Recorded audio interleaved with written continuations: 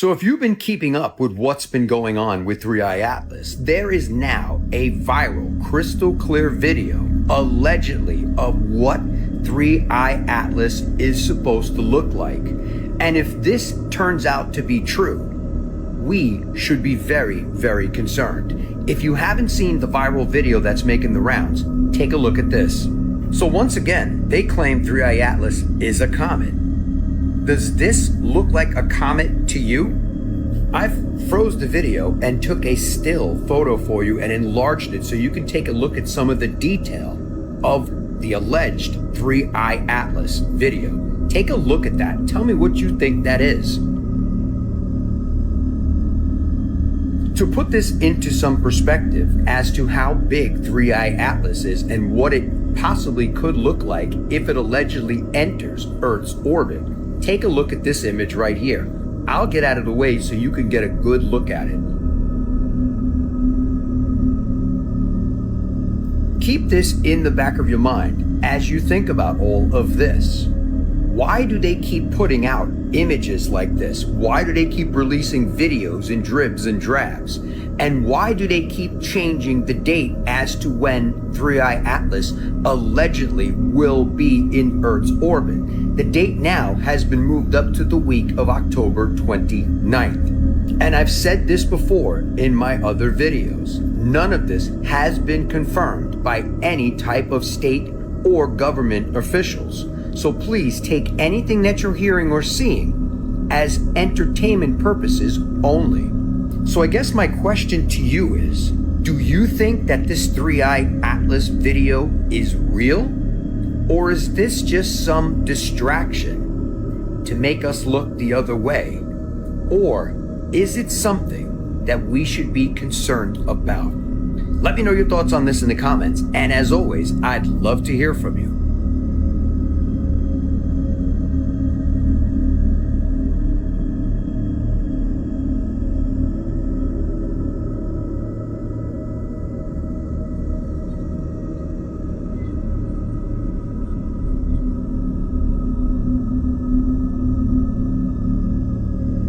This pyramid at Chichen Itza, the bottom of the stairway, in fact the bottom of all its stairways, on each side there's the head of an enormous serpent. But the balustrade up the side of the stairway is just completely plain. But on the spring equinox, towards sunset, between about 5 o'clock in the evening and 5:45 in the evening, this magical effect occurs. And the shadows of the corner of the pyramid are cast on the balustrade of that stairway, and they create the shadow form of a serpent, of an undulating serpent, which joins with that serpent head. And that only happens on the equinox and not at any other time. So they pinpointed it precisely. They oriented their pyramid precisely so that one part could cast a shadow on another on that special day. Good evening, this is John Lear. March 22nd, 1989. We're standing just about 8 miles due east of Groom Lake, Nevada, the super government secret test site. And just a few minutes ago, we saw one of the government extraterrestrial UFOs fly over there. We've all watched it for about 7 or 8 minutes. Right here I have my Celestron scope. It's 8 inches. And I had it focused in for about 15 seconds and saw for myself that in fact it was a disc. We're going to stay here for another couple hours here to see if we can show you folks an actual extraterrestrial flying saucer being flown by the government. So if you just stand by and be looking over that mountain, which is where they are, they also come over here, which is over at Bald Mountain. There's some lights over there which you can't see, but there are a number of trucks. We don't know whether they're looking down here or what they're doing up there, but we managed to get in here. We're standing on public land. It's completely legal where we are. And if you'd like to come here later in the show, we'll tell you exactly how to get here. Well, you can mention who's with you, John. We have Bob Lazar, and we have Jackie Lazar, Bob's wife, and we have Jean Huff. And this mission was organized tonight by Bob Lazar, who is a theoretical physicist who works at Groom Lake. And is also a dead man.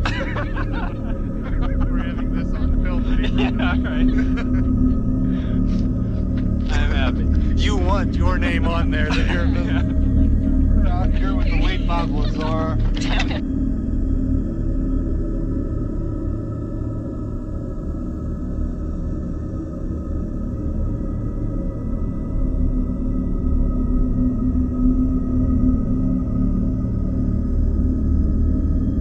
You want to hear something really fascinating? Sure. There's this lake in Russia called Lake Baikal, the deepest freshwater lake on Earth, over 5,000 feet deep. In 1982, there was these Soviet divers were doing these diving routines or whatever in the lake. They're down 50 meters, 164 feet down. Out of the depths, there were these 6 humanoid creatures, 9 feet tall. And so they tried to catch one of them. And then like all these things did something and shot all these divers up to the surface. 3 of them ended up dying. Oh my gosh. The Soviet Union did not want anyone to know what they saw. There's reports even today of craft coming out of the lake and also people constantly disappearing around the lake, which would make sense. It's a huge lake. I mean, ginormous. And it's in Siberia. It's very remote.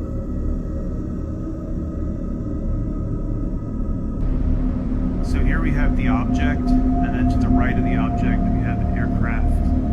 So this is perfect to have both of them in frame because our AI systems can compare. So on the right, aircraft with your blinking red positioning light, and it looks like a landing light is on. And then, what is that thing? What is this? Right? What is the thing that we're focusing on? What is that, folks? I've been recording that for 3 minutes. It hasn't gotten any bigger, so it's not an airplane approaching us, because it would be here by now. It hasn't gotten any bigger. It's got a weird kind of oscillation or shine to it. It's definitely different from all the stars in the sky. What is that? Again, see the previous video. I recorded this thing for 3 minutes. It is not an airplane. It's just been hovering there. Again, it gives off this weird sheen. Out here. It will give the AIs a stable shot so they can use those hotels on the coast as known markers and establish an azimuth, get the bearing for where that thing is. Yeah, that is not an airplane. Wow.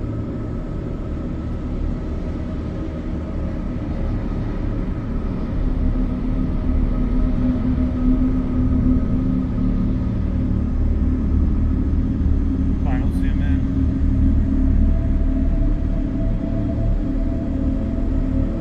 I think that's an orb.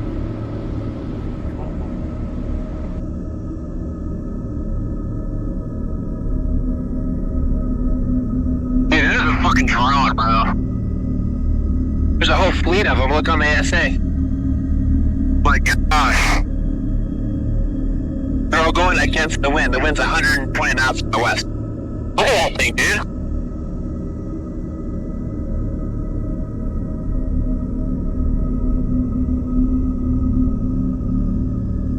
That's not our LNS though, is it? It's not. That is the LNS, dude. Well, if there's like... Look at this thing. It's rotating. Dude, this is a fucking drone, bro. There's a whole fleet of them. Look on the ASA. My gosh. They're all going against the wind.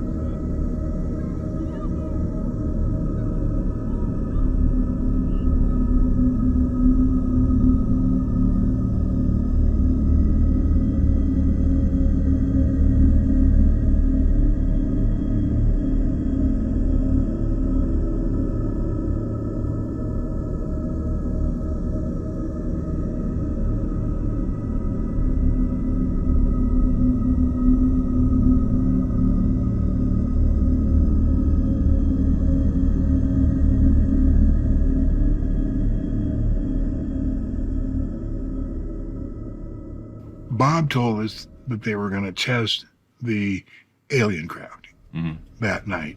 Bob's job was to back engineer to see if we could get that technology, but we didn't have it yet. Well, you can mention who's with you, John. We have Bob Lazar, who is a theoretical physicist who works at Groomlight. And is also a dead man. Good dog. Oh, what did you do that move? No, I didn't. It was like I kept doing. Told me in detail how the antimatter reactor worked. This is the antimatter reactor, and this is where it sits in the middle of the craft. Now, this is the craft, and the little orange spot is where the antimatter reactor is. These are the gravity amplifiers. They shoot protons into the 115, which bumps it up to 116. 116, right. Which shows off antimatter, which is mixed with matter, and through a thermionic generator creates voltage out of heat. They are able to grasp the gravity A wave, which is available as the 116 is going back to 115, and they're able to take it up to the center of the craft and down to the sides and into the gravity amplifiers and focus on a point in space and then increase the attractiveness of the amplifiers, increase the amplification that pulls that space towards the craft. It wraps around the craft, and then they turn it off, and they're instantly hundreds of thousands of miles away. This shows pulling it towards you with the gravity amplifiers and wrapping it around the craft like that. Then you snap back. You don't actually snap back. You are back. This is an exact replica of a antimatter reactor that runs the ET craft. This half sphere comes off like this, and inside we have a little container with a cap on it. Now the cap comes off, and in it we have the 115. Now the 115, we were given 500 pounds of it by ET. Some of it they made into these little triangles for fuel. So what happens is this is the little tube that they shoot protons out, which hits the 115 at the very tip like that.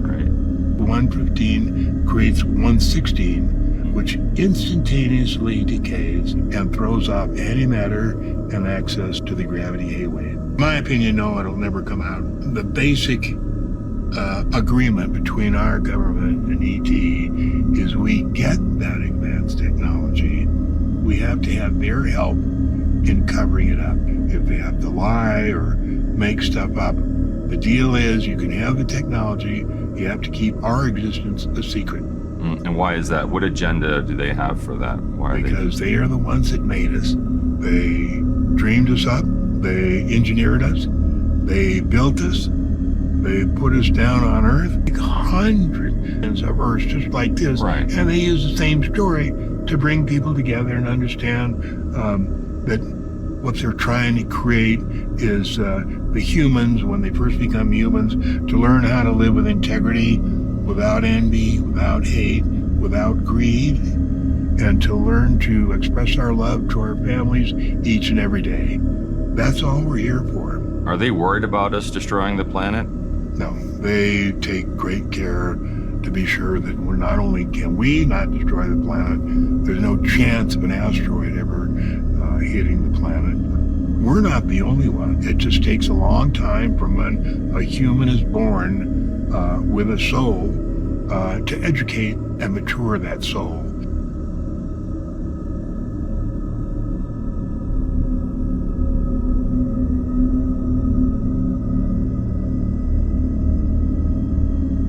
In 1904, Italian Egyptologist Ernesto Schiaparelli made a miraculous discovery in Egypt's Valley of the Queens. After months of careful excavation, his team finally uncovered the entrance to a hidden tomb. With no idea what was waiting, Schiaparelli went inside. Adorning the walls and ceiling were elaborate and beautiful paintings, preserved for over 3,300 years. It was the tomb of Queen Nefertari, the wife of Ramses the Great. The team were overwhelmed with joy, but it wouldn't last for long. It had been looted and trashed. But just when Schiaparelli was about to leave, he stumbled upon something strange. Laying on the floor were a pair of legs, and when scientists finally tested them in 2016, they were identified as the legs of Queen Nefertari.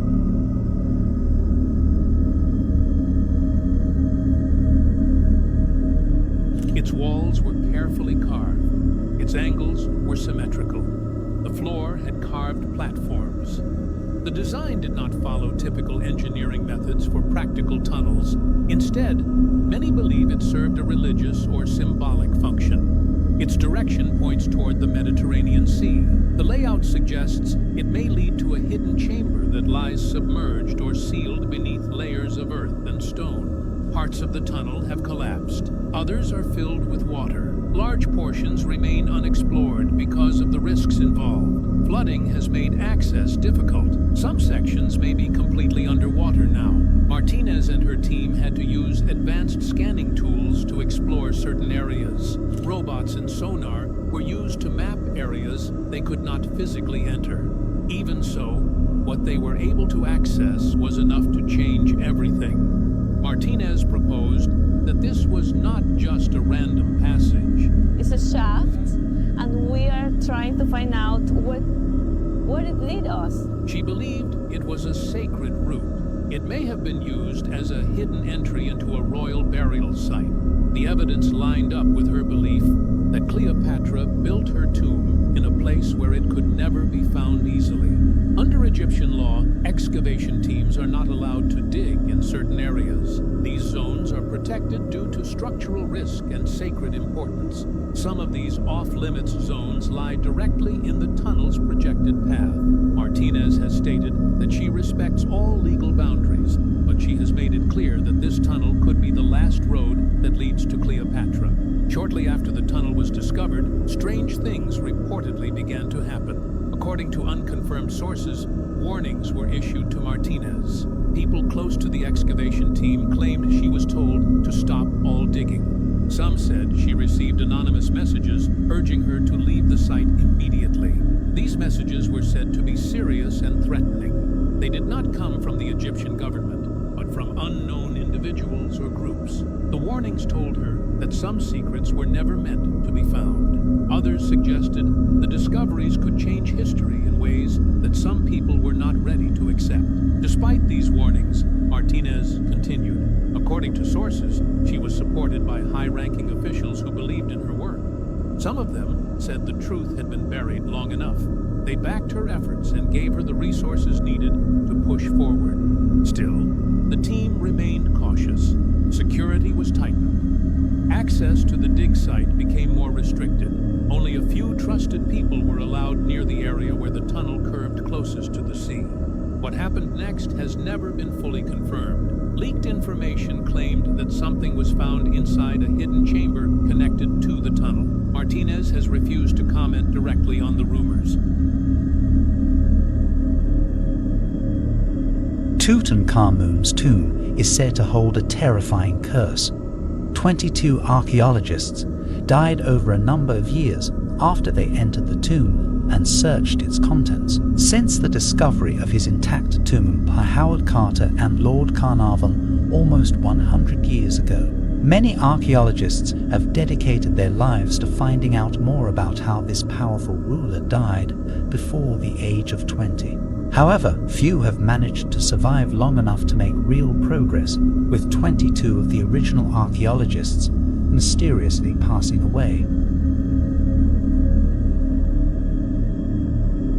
These are unsolved mysteries that will never be solved. So in 1977, astronomers picked up an unknown 72-second radio signal from space, and it was never repeated, leading scientists to believe that it could have been the one and only attempt by aliens to contact us. The dancing plague of 1518 involved a group of French people who would dance uncontrollably for days, sometimes to physical exhaustion with no clear medical explanation to this day. The Max Headroom incident in 1987 involved a mysterious masked man hijacking television stations and speaking nonsense into the camera with bizarre footage. A coded sculpture outside of the CIA headquarters recorders called the Cryptos contains 4 encrypted passages, and nobody to this day has been able to solve the final one. The Tunguska event, which is the largest impact explosion event on Earth in recorded history, at 1,000 times bigger than the Hiroshima bomb, destroyed 80 million trees in Siberia in 1908, but scientists can't confirm whether it was a meteor or something totally different because there was no crater or meteor rocks anywhere. And finally, the Amelia Earhart disappearance remains a mystery to this day, as she flew around the Pacific in 1937, only to vanish without a trace of her plane or body ever to be found. So who knows what happened?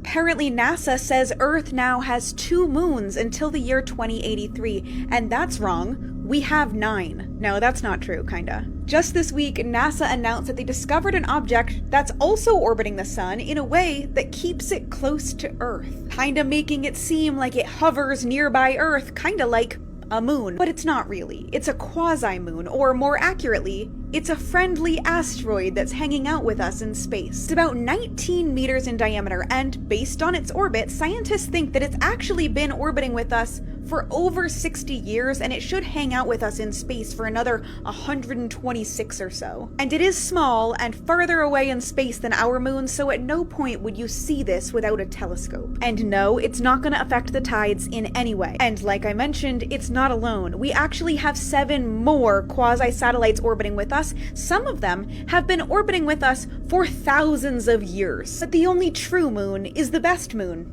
This girl.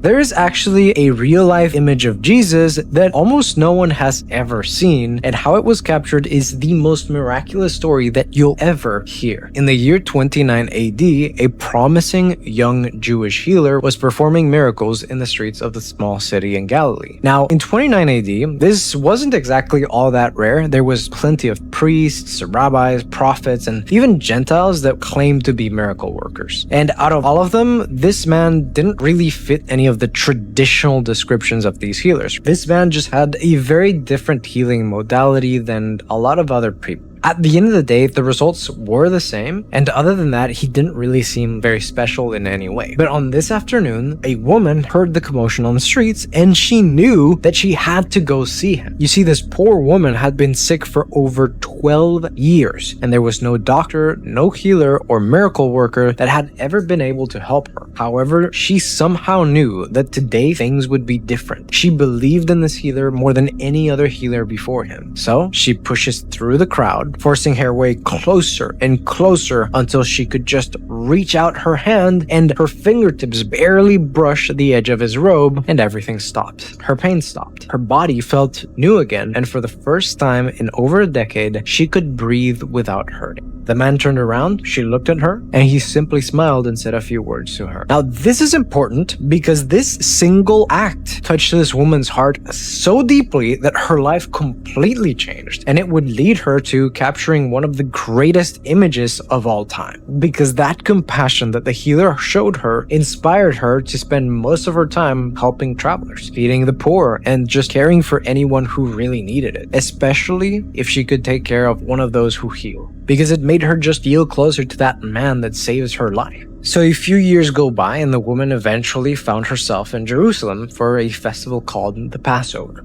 The city was overflowing with travelers, merchants, and families, and some were there to celebrate, but others were there because they were sick and they really just needed to find a miracle worker or needed prayer to be healed. And this woman, she wasn't necessarily here to celebrate, she came here to help. And that's exactly what she did. But as the week came to an end, something in the streets started to change. The sound of celebration started to fade, and all of a sudden, those screams of joy now sounded like hate, and she couldn't quite make out what they were saying, so she decides to get closer and closer to where this noise is coming from. And as soon as she gets close enough, she sees a massive crowd of people gathered around and spitting and cursing at this condemned man. And this immediately makes this young woman's heart just break into a million pieces. She knows that she can't do anything about it, because if she were to help a condemned man in those times, then she would be executed next. Eventually, she gets close enough that she's able to take one look at this man. Now, it's important to note that this man was completely bloody and his face was completely unrecognizable, but she saw one thing that made her immediately start crying. His eyes. Even through the blood and the pain, she knew those eyes. It couldn't be, but it was. It was the same man who had healed her all of those years ago, now standing in front of her, about to be executed.